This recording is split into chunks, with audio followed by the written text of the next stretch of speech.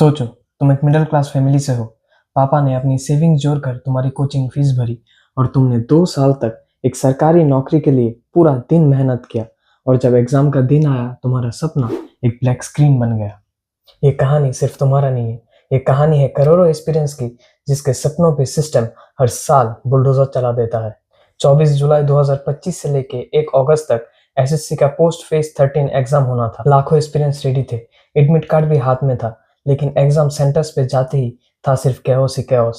किसी का biometric fail, किसी का सिस्टम क्रैश, किसी का माउस ही काम नहीं कर रहा और कुछ को बोला गया कि एग्जाम कैंसिल हो गया है, तुम घर जाओ। एग्जाम से आधा घंटे पहले पेपर आ चुका था कि आपका एग्जाम कैंसिल कर। जयपुर के कैंडिडेट्स को सेंटर मिला अंडमान में और 2 कैंडिडेट्स को एक ही एग्जाम के लिए 2 दिन बुलाया गया।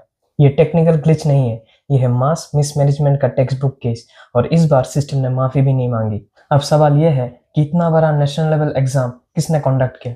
जवाब है एडुक्विटी, एक प्राइवेट आईटी फर्म जिसका नाम पहले भी व्यापम स्कैम में आ चुका है, जिसे पहले भी ब्लैकलिस्ट किया गया था और जिसके खिलाफ पहले भी कंप्लेंट्स है।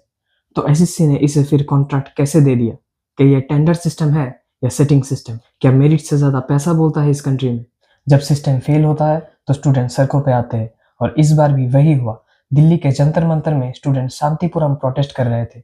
डिमांड सिंपल थी, एडुक्विटी का कॉन्ट्रैक्ट टर्मिनेट करो, एग्जाम या तो कैंसिल करो या तो रिकॉन्डक्ट करो।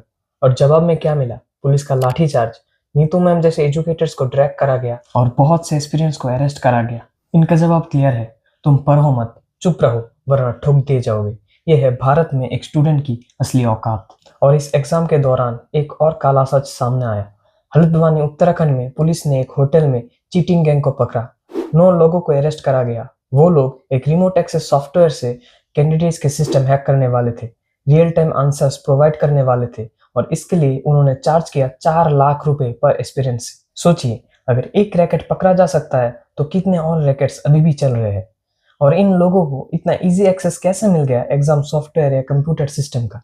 क्या अंदर से ही कोई उन्हें हेल्प कर रहा था? एसएससी में ये पहली बार नहीं हुआ। 2016 में भी पेपर लीक का केस, 2018 में सीजीएल प्रोटेस्ट, 2023 में टेक्निकल क्रैश और 2025 में फिर नया नाटक, नया स्कैम। क्या ये कोइंसिडेंस है या फिर इस सिस्टम का एक क्रॉनिक बीमारी जिसका इलाज कोई करना ही नहीं चाहता?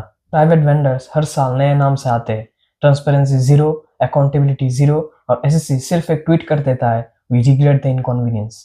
ये इनकॉन्वीनियंस नहीं है, ये है हजारों स्टूडेंट्स का, हजारों एक्सपीरियंस का कैरियर मर्डर।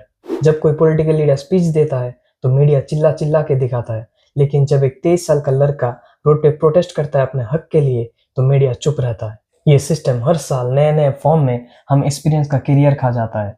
ये वीडियो सिर्फ एक एग्जाम के बारे में नहीं था, ये एक जनरेशन के सपनों, पेरेंट्स की उम्मीदों और मिडिल क्लास के साथ हुई धोखाधड़ी के बारे में था।